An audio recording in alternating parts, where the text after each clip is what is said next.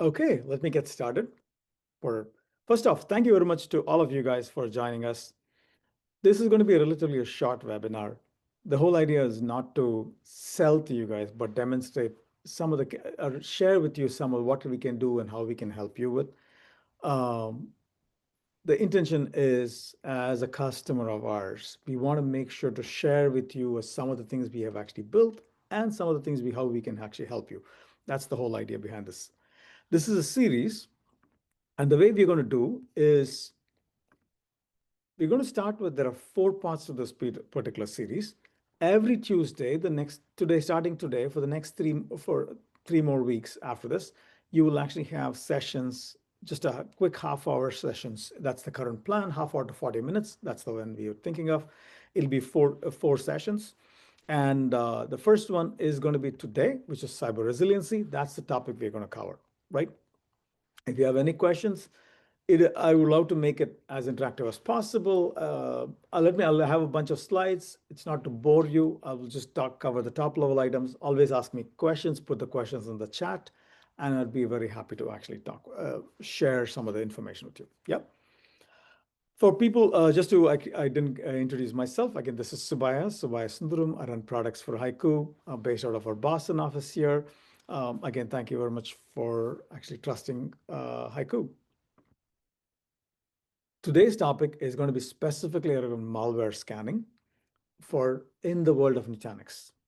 I know many of you are Nutanix customers, so we want to start with saying, in that world, what can we do for malware scanning? That's there. But before I get delve deep into it, I just need to give you a broader context on what we announced something called R Shield. Some of you are probably familiar with it. In case you actually attended some of our prior information sessions, it might be a little bit of a repeat, but please bear with me. My job is not to market, it's purely to share with you some information, and we'll go from there, right?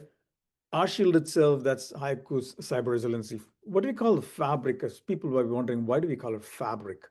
A lot of people, when they think in terms of cyber resiliency, the way they think in terms of is that, hey, I got to buy a separate product and run. That is definitely an option there. The way when we think about at HYCU, the way we said was cyber resiliency should be built into the product set itself, into the core of our solution offering, rather than as we call it, the bolt-on, meaning it as a separate instance. The reason separate management infrastructure, separate everything, the main reason we want to do was that we want to make sure that it is, from your management perspective, it's easy for you to do rather than having to, and not only that, as soon as you start disconnecting it, the protection becomes independent of the primary. That's not what you want to do. That's why we call it cyber resiliency fabric for HYCU R Cloud. There are 3 parts to it. You guys are all experts here. You guys are all like practitioners. So it's not something I'm not trying to preach to this particular audience here. But there are multiple steps to this. The question is that how do you keep it protected? How do you continuously monitor it? And how do you keep it ready, right? It's obvious to all of you guys. I'll just quickly walk through. The first step is the protection. When we talk about protection here, many of you or most of you here are backup practitioners, and you understand the data center concepts really well. When we talk about protection here, we are not talking about stopping ransomware in that particular one. Just be completely truthful. What we are trying to tell you is that when ransomware is going to they're going to try to attack you with the stuff. The question is, how do you guard your backup infrastructure? How do you guard your backups? That's the primary thing we are trying to drive towards here, right? Again, how do you keep your backup infrastructure safe and your backups? Let's start with the first one. This is a stat many of you probably have seen by now. Early days, when people ransomware attack, they attack the production infrastructure. Right now, those people are getting much more smarter. This is a real stat, and I think there are a number between 93 and 94% goes back and forth. It's not something we made up. There are a bunch of other companies who actually have done this. When the ransomware attacker comes in, the first thing they do is go after the backup target. You guys as backup experts understand why, because that's your last line of defense. So first take out the defense, right? Get rid of that and then do the rest. That's what they are trying to do here. So to do that, so we think in terms of what can we do. As many of you know, HYCU does have it's a Linux appliance, which we there. It's an hardened appliance. We do actually take out a lot of the libraries, which unnecessary ones from the infrastructure. That's one of the reasons sometimes some people say, why can't I install all of this stuff? Like, probably not, because for security reasons, we have actually hardened it. And people say, how did you know that you're the particular one? As part of some of you are probably from the US, I'll probably tell you.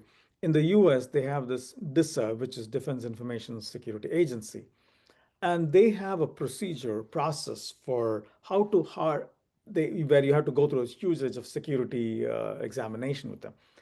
And HYCU is the only one who actually has this what's called a STIG certification. People say, so what does it really mean? The whole process of how to harden it, what are some of the things you can do from a security perspective, that is something we had to go through for the US government. The main reason is some of you are probably there too. HYCU, our customers who are federal government customers, we pretty much have customers in all the armed forces, all the Department of Defense across the board. We actually have people using HYCU. And one of the things they explicitly asked us is, can you make sure you give us all the security best practices and harden your appliance? That's what we did. The good thing is this is exactly the same infrastructure we're using for every customer, not just for the defense. That is something there. So that's something which is available out of the box. When you guys deploy it, you are deploying it. There are best practices you want to probably follow, additional best practice. There's only so much the appliance can do. There are additional best practices you can do from a prevention of bad actors getting in. Please do talk to some of our customer success folks who actually talk to you. Uh, if you need any help, send us a message here. If you've not talked to your customer success person, tell us. Most of you must have. If not, let us know, and we'd be happy to get them in touch with you, right? The whole idea is to keep your core backup infrastructure protected. That's the first step. The second one, which I'll probably want to get into in today's topic primarily, is around the malware scanning or the ransomware scanning, as some of you look at. This is a continuous observation. How do we actually continuously observe? There are lots of backup vendors. You have a lot of choice. And first off, thank you very much for trusting HYCU. Number two is that when you have choice, people think in terms of, hey, what is different about the way when we did it? And why were we, in some people consider late to the market? I'll probably tell you why in that particular one. The traditional way people end up doing the scanning, which is many of you here are probably experts, know this thing. You do the full backup. Once you do the backup, then you mount the backup onto a controller, onto any, but typically when they say mount, they actually recover the data and onto a particular machine, a Windows machine, a Linux machine, and then do the scanning on that particular one. That is choice A. The choice B is what people do is that they take some metadata, ship it to the public cloud, and then, meaning public cloud to a different infrastructure run by the vendor itself, and then do machine learning on top of that particular one. That's a second choice customers actually have. The challenge with the first approach, which is where you mount the backups, when I say mount, recover the backups and do the scanning, as you well know, when you have terabytes and terabytes and hundreds of petabytes of data in that particular case, if you want to recover all of them and do it, it just becomes too expensive, right? Imagine recovering every data every day and doing that. Ooh, that's just too expensive. So what happens, the alternative people end up doing is that they'll say, guys, we cannot afford to recover every data every day. That's just practically not possible. So what they end up doing is that there are other alternatives, but what they end up doing is that they selectively take a random set of VMs and then mount it and then do a scan on that thing. That's a second choice, right? The challenge with that particular one, it's essentially now you're playing a probability game. You're saying, I'm most likely to catch it, but I may catch it, I might miss it, right? That's the problem there. You don't want to go in that particular model. The third problem, which customers told us, this is all, I'll tell you, it's not something I'm making up this is something we heard from many of you. The third problem customers said is that if you take the data, even the metadata out to do to our HYCU's, let's say HYCU's infrastructure or somebody's infrastructure, then they were worried about data leaving their control. As you know, in HYCU, one of the fundamental things we believe is that data should always reside with you and not with us. And that's something we're doing, right? Those are the problem. That's why when we approach the scanning, we did it very differently. I'll come back to that. But before the scanning, there's one other thing I just want to mention. Sorry, just this one there. I want to make sure, as much as we talk about Nutanix here, there is more than Nutanix in your infrastructure. I love Nutanix, but there is more than Nutanix in your infrastructure. A big part, a lot of the customers actually have is they want a simple way to visualize their entire data estate, not just for the sake of visualizing it, to identify what's there, what's important, and what's protected, right? That is something they do. That is something many of you already probably have run through, what's called HYCU R graph. In case you have not run through a HYCU R graph, again, there's no cost to that particular one. We strongly encourage you to do that. It purely helps you tell your management saying regarding here is the data estate, here is protected, and here is not protected. That is, again, there's no cost to this thing. We strongly encourage all of our customers to do that. That's the first part of the visualization.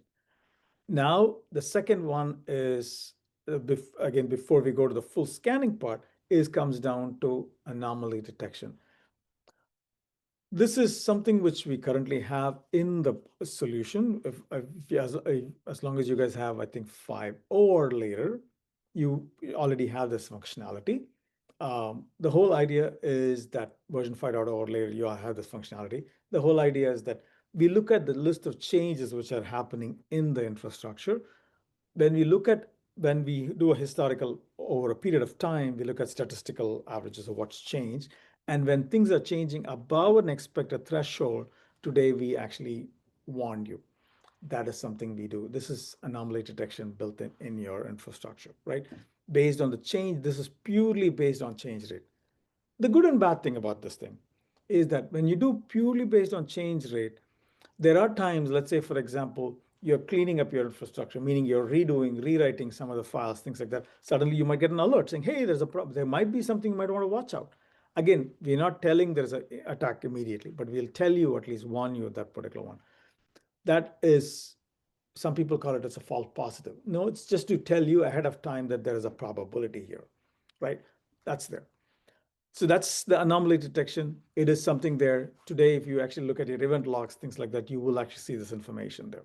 You can set up notifications for yourself. If you want, for example, you want to get notified when there is an anomaly, you can automatically set up the system and then you will get notified of that. So when it breaches the threshold, it'll send you a note saying, hey, your average change rate is like 1.7%, but suddenly today is like 6.3%, like, something is off, right? That is one of the things it tells you, right? That's the anomaly detection aspect. So going back to the scanning aspect, right? I started with scanning, right? The whole idea, the way we said was, let's do something different than many others. And this is, in the follow-on slide, why don't I do that particular one first? As you guys know, the way our scanning thing works, and I'll tell you some of the value of that particular. The way we said was, as I said, typically people use the backup. Instead, we said, why can't we do something different here? As you well know, when we start with HYCU, especially in your Nutanix infrastructure, we'll try to leverage the native snapshots. People say, what's the value? The value of native snapshots, as you guys know, they're very efficient. Number one, they're very, very efficient in the sense that all they keep is only the changed blocks, and they're very efficient. That's something we do. As users of HYCU, many of you probably know, HYCU allows you to recover from your snapshot. You don't always have to go to your backup target. We recover from snapshots too, right? So we use snapshots for backup and snapshots for recovery too, right? And HYCU manages the snapshots. You guys know that. So the way we do is that we do the regular snapshots. And as you guys know, if you want to back it up, HYCU will actually back up the data to any of your infrastructure. It could be a public cloud, could be Dell, data domain, could be data domain cyber vault, depending on your infrastructure, right? How you do that. So that is something which HYCU actually provides you today. So this is the classic backup process, nothing special. But what we said was, instead of going and reading back from your cloud targets or other on-prem backup targets, why don't we see, we already have a snapshot, right? So when we want to do the scanning, we run what we call a scanner VM. This is an additional VM. So just to be very clear, you guys are customers, so just want to make sure you were ready. This one there. This is an additional virtual machine, right, which runs right in your infrastructure. And what it does is specifically meant for scanning, because what it does, it continuously mounts the snapshot and does a scanning of your using a snapshot. Let me go through a little more detail on that particular one. When people say about scanning, people say, how does it actually do? We have a set of rules and we continuously look for any new updates in that particular one. And that is what we end up using, right? It's fully documented in our infrastructure. If you guys want any more information, we'll happy to send you that particular thing and talk to your customer success people, and we'll actually do that. We have a set of rules and continuously, and you can add your own rules too. That is something we do. That's the first part. So we mount the snapshot onto a HYCU, one of the HYCU scanner VMs, and do the scanning there, right? And what we do is that we do for every backup, as soon as a backup happens, this guy does mount the snapshot and do. When we talk about this thing, the first thing people say, oh, so you're also using backup. No, slightly different. A full backup happens to, when I say full incremental, whatever method you use, right? All the backups happen to your regular backup targets. It could be your cloud, could be a data domain, could be your on-prem NFS box or iSCSI box, CIFS box, whatever, right? It'll do that. Once that is done, because the local snapshots are there on the Nutanix, we mount the data onto this virtual machine running again in your Nutanix infrastructure. It's a very lightweight thing, runs in Nutanix infrastructure, and then parallelly scans the data to make sure there's not any more any infection in that particular case. That is something we do. And so if there is a problem, we mount the thing. And if there's any issue, we not just issue, we even tell you when things are successful, we send you a notification. And when we do the notification is done through a webhook. And there are what's there today and what's coming in 5.2. I'll give you a quick rundown. Today, you set up a notification right here, and you specify saying, hey, notify me of both success and failure. You can actually do that. And it'll automatically notify you when there is a problem, right? It could go to Teams, Slack, or things like ServiceNow to do that one. That is something you can do. All right, that's available here. When I talk about it, I'm sure some of you probably wondering, yes, you're scanning, but does it actually cause a tremendous amount of load on my production infrastructure? The good thing I'll tell you is that what HYCU is going to first do is it has enough built-in smarts in the system, right? If you think about when you took a snapshot and backed it up, it's an active VM.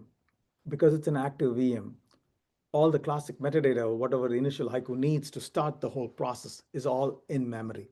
So in general, if you're not creating any unnecessary lots of disk traffic or network traffic too much in that particular one, so it is generally very efficient.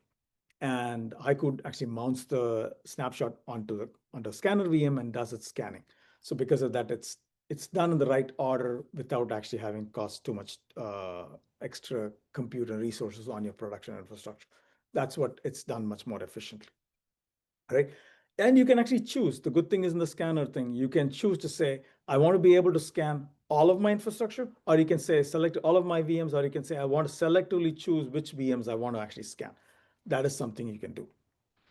When I talk about initially, today I'll tell you what we do is for all of AHV VMs running on AHV, that's something to do, or VMware, right? As long as it's running on Nutanix, we can do that. Some of you obviously have data on non-Nutanix too.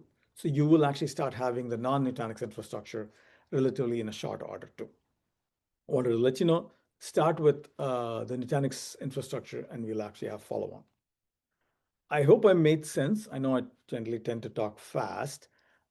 If I'm not clear, please do let me know. Happy to actually answer any questions. Hope I'm making sense to you. Again, we do for every VM, we scan the entire VM for any changes, any of that infrastructure, any block, and that's how we do it. And that's a quick rundown on the scanning part of it, right? If you have any questions on the scanning part, let me know. And some of the things maybe I should probably go to, sorry, I want to just go back. Again, because it's done right on your source, it's a much more faster way of backing up. It is a faster way of scanning the infrastructure. That is something I wanted to actually be able to do, right? That's the first thing. The second thing is from a control perspective, data is always with you, which I said earlier. That is, you don't have to worry about it's not leaving your infrastructure, it's within your infrastructure. That's the second part. The third thing is that we do for all of the data which is actually in your infrastructure, right? Or just not the metadata, it's the full data which we actually scan in that particular one. And the fourth thing I probably will tell you is that because you guys have a variety of backup infrastructure, you're not expected to buy a separate thing or anything like that. It's whichever backup target you're using, no problem. It actually doesn't, the big thing I'll tell you is this is actually why some of our customers love it is because the data, even if you're backing up to a cloud, you don't have to worry about the scanning because scanning is done locally. Because if you back up to the cloud and if you're trying to scan it, as you know, it could be very expensive because the other egress costs will be, we don't want to cause any egress cost. That's the beauty of the solution here is there's no egress cost to this. This works with on-prem. This works with if you use NC2, Nutanix clusters, same thing. There's no difference in that one. I hope I'm making sense to people. Thank you. I hope I'm making sense. It looks like thanks for confirming you're able to follow me on this. Okay, so that's the quick thing there with regards to the scanning part of it. Now, as we talked about, how do you keep your infrastructure safe? How do you keep your, how do you actually make sure you observe it? One of the things I didn't probably mention it here, I'll quickly mention to you are one of the other values of our Shield. Again, this is built into the platform itself. We do look for permissions which are set when we talk about observing. We also are continuously monitoring your infrastructure, let's say all your backup targets, to see the right permissions are set. That is something we want to continuously do. People say, why is that important? Before I go through the ready, I want to tell. Because if you're not done this, I strongly help you to do the thing. Your backup targets should be backup targets, your wherever your NFS, SMB, object store, whatever you're using, right? Should only be visible to HYCU and not nobody else, right? Obviously to you guys, apart from you, nobody else. The reason of why I say this thing is, here's an obvious thing to you. The main reason is that the backup should be only visible to backup controller, nobody else. Because one of the things the guys have, we have unfortunate events. I'll tell you, there is one of the customers who got impacted. And when we went back and looked at it, this is a couple of years ago, when we went back and looked at it, what happened was the bad actor came to the network, did a scan, found a bunch of NFS targets. He didn't even know it was actually a backup thing, but he found NFS targets, which was visible to not just the controller, to other people too. He went and deleted everything. The bad actor went and deleted all the backups before coming to HYCU, right? That is something I don't want that to happen. God's grace, I'll tell you, for that particular customer, even if the backup target was stashed, because of the way we integrated with Nutanix and the way we did, we were able to get the customer back up and running. I'm not trying to market it, it's a true story. And God's grace, the customers are happy and fine, even after going through the pain. But the thing is that is something which is very, very beneficial. So we continuously scan to see the permissions. For example, the NFS, if it's the permissions is set for anything more than just for the root, then you wonder something is off and we warn you saying it's there. Again, this warning is in the events log. You can actually look at it, that's there. Same thing we do for the public cloud storage. When the data is exposed in the pub, overexposed, we actually warn you that. If there are additional things you want us to add checks, you as our customers can provide us a lot more feedback. Please do tell us. We are always looking for feedback and we want to incorporate it. Yep. Okay, so now coming to a recovery part of it. This is being ready, allowing the recovery. You guys know this thing. You can recover locally. You can recover to a different cluster. You can recover to when we talk about clean room, some of our customers like you have already done that, but if not, I'll probably will let you know. In HYCU, you guys know this thing. As long as you have the backup, obviously, let's say you refer to a first copy, and then you make a backup to some other place, right? When something bad happens, cut the network, bring up a brand new instance of HYCU on the secondary site or wherever your protected environment, and point HYCU to that particular backup target. And HYCU can automatically understand all your backups. Now test it out there. You can call it clean room. It's a completely brand new instance in a brand new infrastructure in a clean area, completely cordoned off from the network. Try it out and do that. That is something we strongly encourage people to do that one. So that's again for the clean room recovery perspective. That's an option for you there.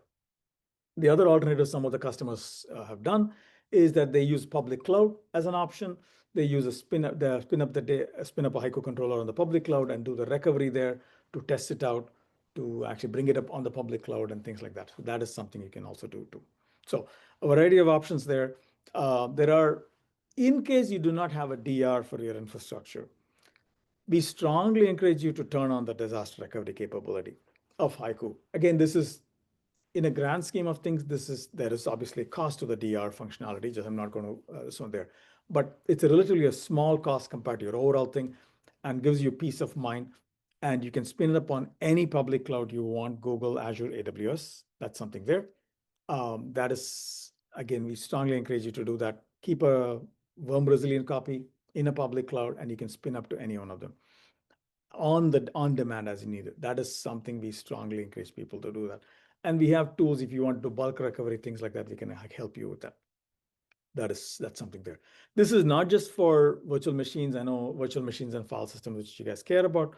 This could also be done for cloud native workloads as well as SaaS, as you guys are interested. Yeah.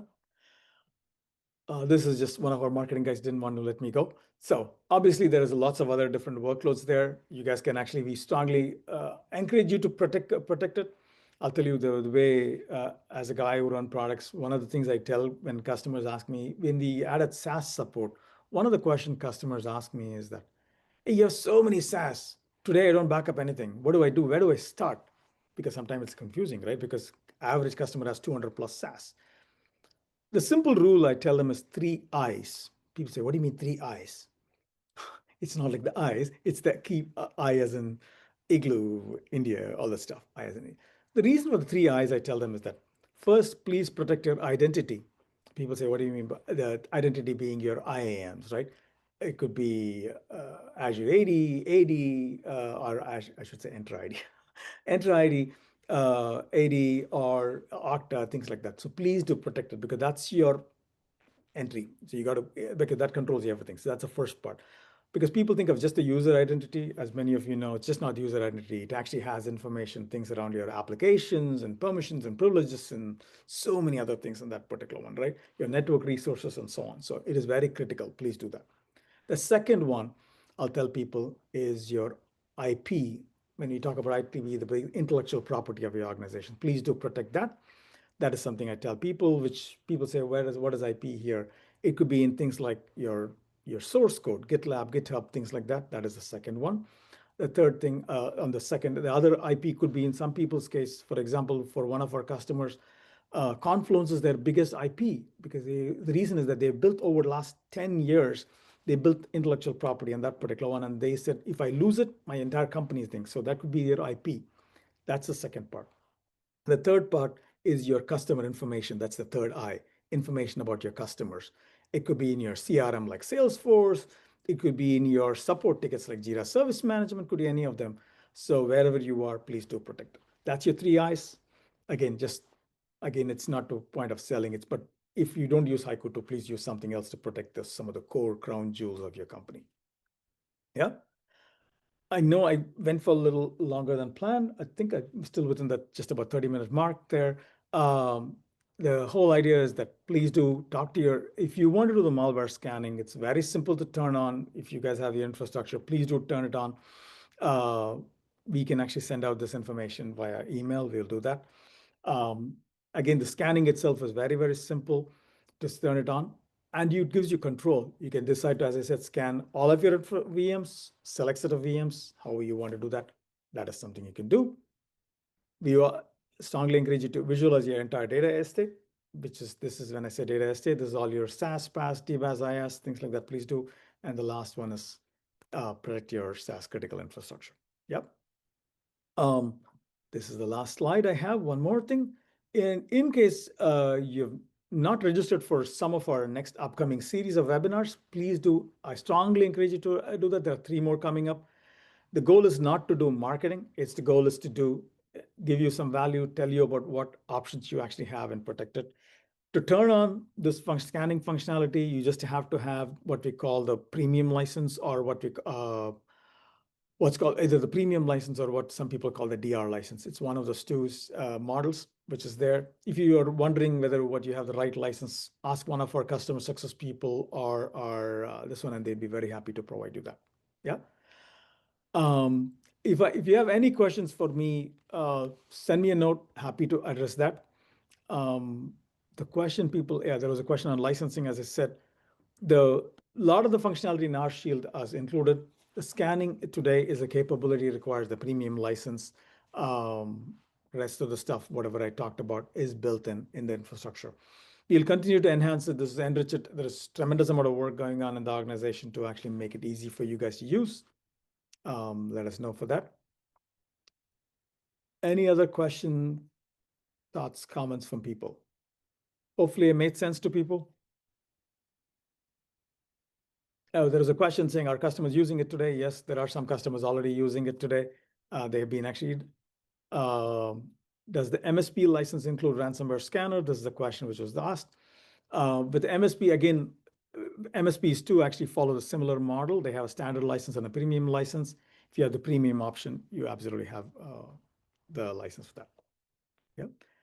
I think, Harold, you had a question. Please do go ahead.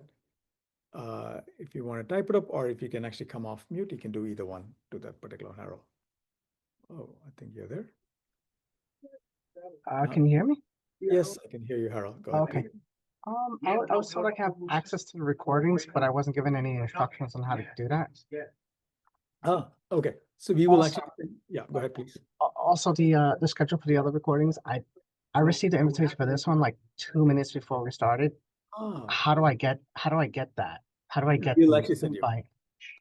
Thank you for letting us know, Harold. We will actually make sure to send you, I'm sure Petra is on the call. She will actually make sure to send you within the next day to send the information for the next week session. Next 3 sessions, we'll send you that. Thank you, Harold, for letting you know. Thanks. Thank you. Any other questions, comments? Cool, guys. Really appreciate you guys taking the time. Again, we want to make it valuable. One request for you guys, if you have ideas on questions or thoughts regarding what kind of topics you want us to hear for as customers, please do let us know. At the end of the day, we listen to your feedback, and I think I'll tell you one of the things which the most proud of for me is that even when we do in our products, things like that, over 60% of the features in the product, every release actually is primarily driven by customers. So if you have features, functionality, capabilities, please do let us know. Happy to always do that. Yep. Thank you all for your time. We'll talk to you guys soon.